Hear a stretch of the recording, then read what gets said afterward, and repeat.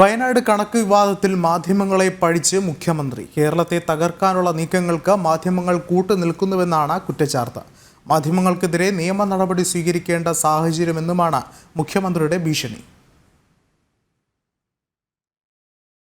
വയനാട് ദുരന്ത നിവാരണവുമായി ബന്ധപ്പെട്ട കേന്ദ്രത്തിന് കൈമാറിയ മെമ്മോറാണ്ടത്തിലെ കണക്കുകൾ സംബന്ധിച്ച പൊരുത്തക്കേടുകൾ വിവാദമായി മാറിയതിന് മാധ്യമങ്ങളെ പഴിച്ചായിരുന്നു മുഖ്യമന്ത്രി പതിവില്ലാത്ത വാർത്താ സമ്മേളനം നടത്തിയത്.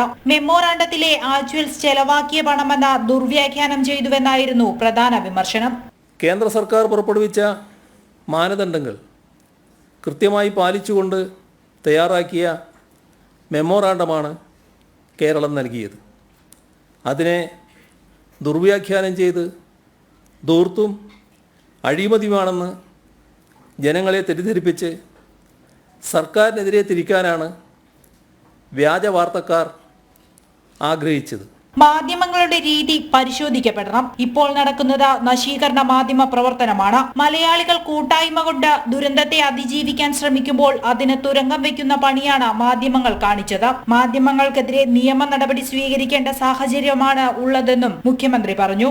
ദുരന്തങ്ങൾ നമ്മുടെ നാടിനെ ഗ്രസിക്കുമ്പോൾ മലയാളികൾ കൂട്ടായ്മ കൊണ്ടും സഹവർത്തിത്വം കൊണ്ടും അവ തരണം ചെയ്യാൻ ശ്രമിക്കുന്ന ഘട്ടത്തിൽ അതിനെ തുരങ്കം വെക്കുന്നതിൻ്റെ ഉദ്ദേശശുദ്ധി ചോദ്യം ചെയ്യപ്പെടുക തന്നെ വേണം. ജനം, തിരുവനന്തപുരം.